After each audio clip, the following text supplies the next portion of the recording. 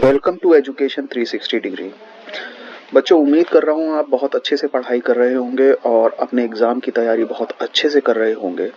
जैसा कि आप सभी लोगों को पता है कि हम लोगों ने CBSE class 12th political science को टारगेट करते हुए एक नई कड़ी शुरू करी है और हम लोगों ने इस कड़ी में कार्टून बेस्ड जो क्वेश्चन आते हैं उन क्वेश्चंस पे चर्चा करना शुरू करी है। और आज के इस वीडियो में हम लोग इस कार्टून पर चर्चा करेंगे। देखिए, ये जो कार्टून है इसके अंदर एक द हिंदुस्तान टाइम्स की एक न्यूज़पेपर कटिंग दी गई है और इस न्यूज़पेपर कटिंग में आपको एक लेडी का पिक्चर नज़र आ रहा होगा। इस पिक्चर के अंदर एक लेडी जो है वो फसल को साफ करती हुई नज़र आ रही है। साथ ही साथ एक छोटी सी न्यूज़पेपर कटिंग और है जिसमें लिखा हुआ है 13 die of hunger in Bihar.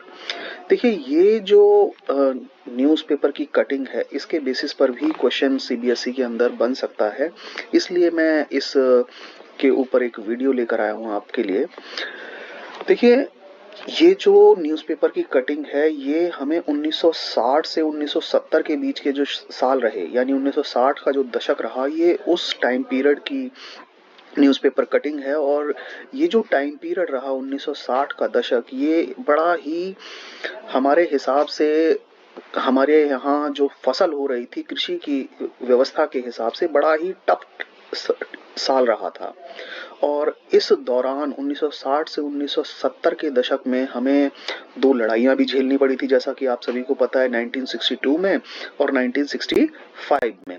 इन दोनों ही लड़ाइयों की वजह से हमारी अर्थव्यवस्था पर भी काफ़ी बोझ पड़ा था और उस बोझ की वजह से कहीं ना कहीं अर्थव्यवस्था थोड़ी लड़खड़ा रही थी। और सिर्फ ना अर्थव्यवस्था पर युद्ध की वजह से बोझ पड़ा था, जिसकी वजह से लोगों के भलाई के जो काम होने चाहिए थे सरकार के द्वारा वो नहीं हो पा रहे थे, बल्कि कहीं ना कहीं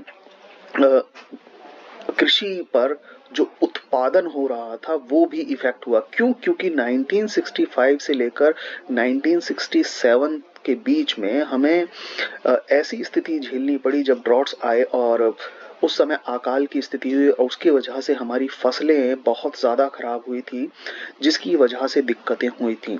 तो ये सारे सिनेरियो उस समय चल रहे थे और जिस समय का ये अखबार की कटिंग है, न्यूज़पेपर कटिंग है, उसके बेसिस पर कुछ क्वेश्चंस आप लोगों से पूछे जा सकते हैं। एक चीज़ और ध्यान रखिएगा आप लोग कि जब हमने आज़ादी प्राप्त करी 1947 में, उसके बाद से लेकर 1960 तक हम लोगों ने कहीं ना कहीं ये प्रयास जरूर किए कि हमारा खाद्यान्न का जो उत्पादन है वो थोड़ा अच्छे स्तर पर रहे।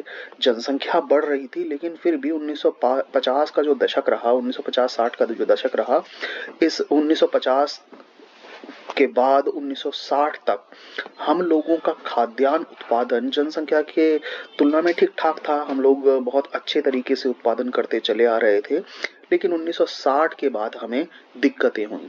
तो चलिए, अब हम यहाँ आप समझ चुके हैं कि ये जो आपको पिक्चर नजर आ रही है द हिंदुस्तान टाइम्स की, ये जो न्यूज़पेपर कटिंग नजर आ रही है, इस कटिंग को आप लोग समझ चुके हैं और पूरा सिनारियो आपको समझ आ गया है। तो चर्चा करते हैं कि किस तरह से क्वेश्चंस पुट अप किए जा सकते हैं। देखिए, एक क्वेश्चन तो सिंपली मैंने इस क्वेश्चन सीरीज में डाला नहीं है। सिंपल सा वो क्वेश्चन ये भी पूछ सकता है सीबीएसई आपसे कि ये कटिंग जो न्यूज़पेपर की है इस दिए गए चित्र में, ये किस काल से संबंधित हो सकती है, किस समय अवधि से संबंधित हो सकती है। तो आप लोग ये याद रखिए, यदि इस तरह का सवाल आता है तो आपको सिंपल उसके अंदर 1960 का दशक लिखना है या 1960 से 1970 के बीच का समय काल लिखना है। तो चर्चा करते हैं क्वेश्चंस पर। देखिए, पहला प्रश्न ये कह रहा है कि भारत में खाद्यान्न संकट का समाधान किस प्रकार किया गया, और इसका उत्तर, भारत में जो खाद्यान्न संकट के समाधान के लिए विदेशी सहायता ली गई थी।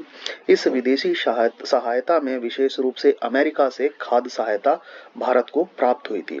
देखिए, जैसा कि मैंने आप लोगों से चर्चा करी है कि अभी जो मैं इस पिक्चर को समझा रहा था तब मैंने आप लोगों को बताया कि 1960 से 1970 का जो दशक रहा वो हम लोगों को कृषि के हिसाब से एक बहुत टफ समय रहा हमारे लिए, और इस समय हमारे देश में खाद्यान्न संकट भी आया।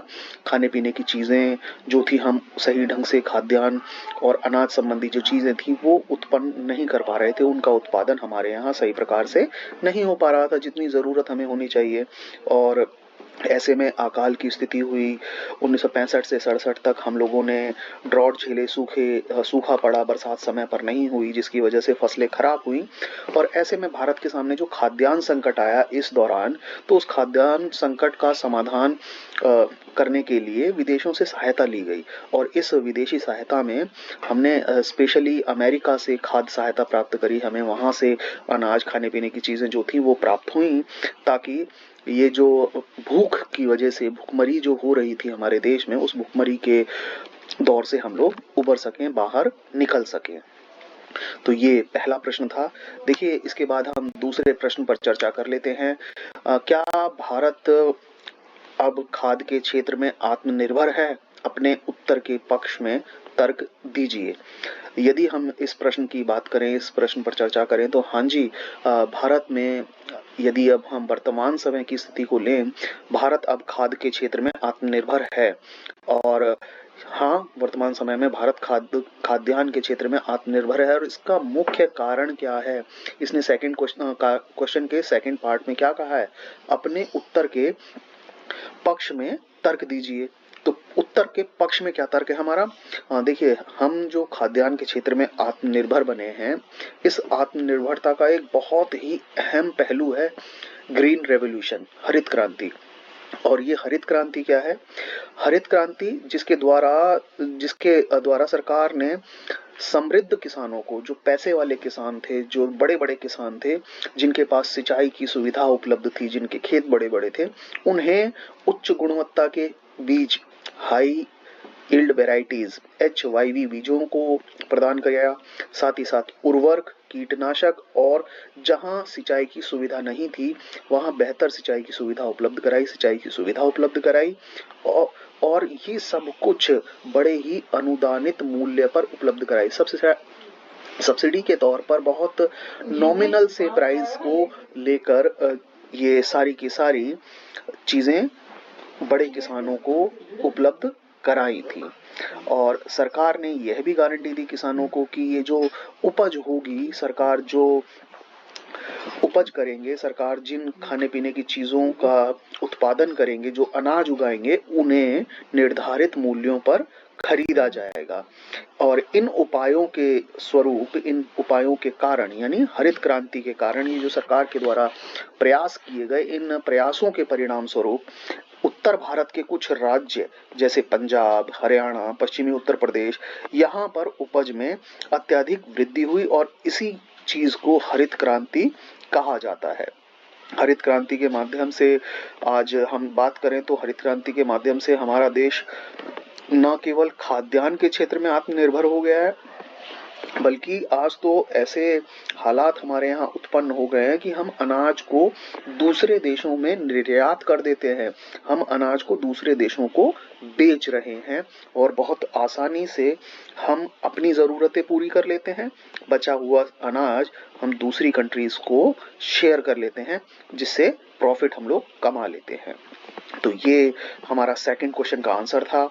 और मैंने कोशिश की कि क्वेश्चंस जो हैं वो लगभग सारी चीज़ें कवर हो जाएं।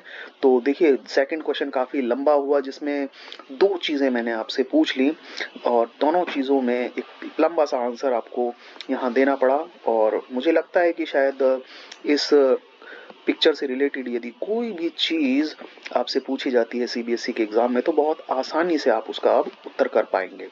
और देखिए, एक ही स्लाइड में मैं आपको ये दिखा देता हूँ कि हमने दो क्वेश्चंस कवर किए हैं।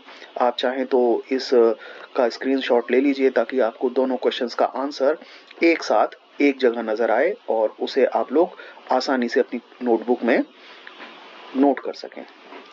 धन्यवाद।